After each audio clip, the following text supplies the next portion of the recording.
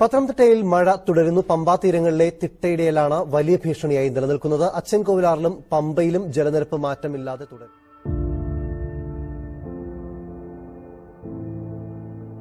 സ്ഥിതിവിശേഷമുണ്ടായി. നമ്മളിപ്പോൾ നിൽക്കുന്നത് ആറന്മുള സത്രഭാഗത്താണ്. ഇവിടെ അടിയന്തരമായി ഏതെങ്കിലും തരത്തിലുള്ള ദുരിതാശ്വാസ പ്രവർത്തനങ്ങൾ നടത്താൻ 2 ബോട്ടുകൾ കൊണ്ടുവന്നിട്ടുണ്ട്. ദൃശ്യങ്ങൾ അത് കാണാനും നമുക്ക് പ്രേക്ഷകർക്ക് സാധിക്കും. 44 ദുരിതാശ്വാസ ക്യാമ്പുകളിലായി 2000-ഓളം പേരാണ് വിവിധ സ്ഥലങ്ങളിൽ. ജില്ലയിലെ പമ്പ, അച്ചൻകോവിലാർ, മണിമലയാർ നദികളിലെ ജലനിരപ്പ് കുറഞ്ഞു തുടങ്ങി. എന്നാൽ പത്തനംതിട്ട ജില്ലയിലെ താഴ്ന്ന ഭാഗങ്ങളിൽ ജലനിരപ്പ്